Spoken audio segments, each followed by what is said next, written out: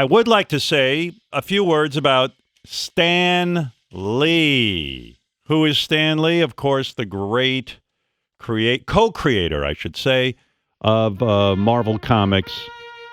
And the reason Stan Lee is so important to me, a lot of little boys used to play sports. A lot of little boys used to sit there and hang out with their dads and learn, learn things from them.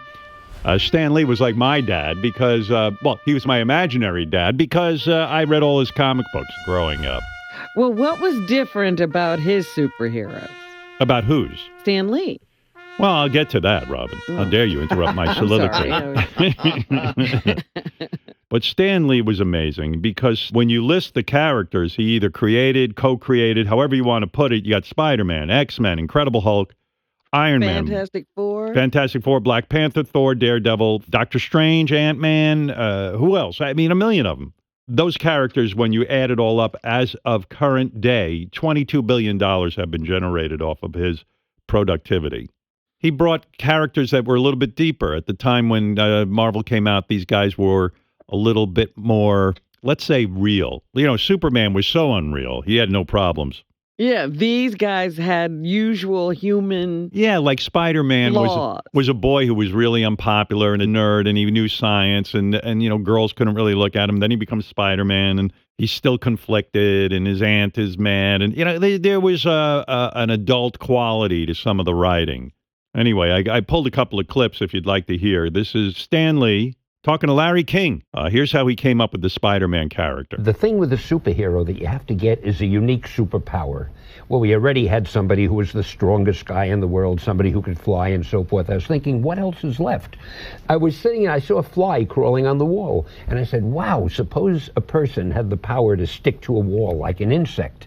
So I was off and running, and I thought, what'll I call him? I tried Mosquito Man. That didn't have any glamour. Insect Man, that was even worse. And I got to Spider-Man. It sounded mysterious and dramatic, and lo, a legend was born. There he is. That's the man. Funny. Yeah. I remember the Spider-Man cartoon in the 60s. Yeah. Did you know, I didn't know this, the Ramones covered the SpiderMan song. No, I didn't. Yeah.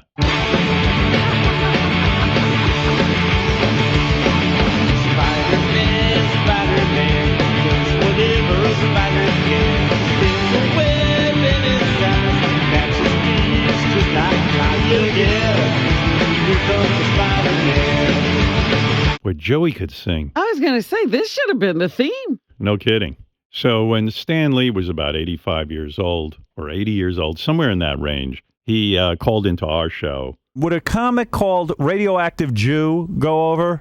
Because I have an idea. He says you can work with any title. What about that one? Howard, listen, when you stop wasting time on the radio for the pittance that they pay you, and you want to make real money, I want you to call me when millions of people aren't listening. You and I will sit down and we'll come up with something that will really make you famous. Bro, I'd love it. Let me tell you, how about this? Incredible shrinking gynecologist. When I was a kid, if you told me Stan Lee would talk to me and even joke around about making a movie, I mean, I would have shit my pants. I shat my pants anyway, but and then I thought he was just fucking around. But then what ended up happening, and I wish I had a better memory. We got on the phone, and basically Stan Lee said, "I'm going to create a superhero character for you. You interested? Let's team up. Let's write a movie together. I've got some ideas I want to tell you about." But it's just one of those things that I never went on with. But he was so nice on the phone and so open to my ideas. And I had several ideas. You know me. I'm full of ideas. Anyway, Stan Lee, rest in peace. I love you, pal.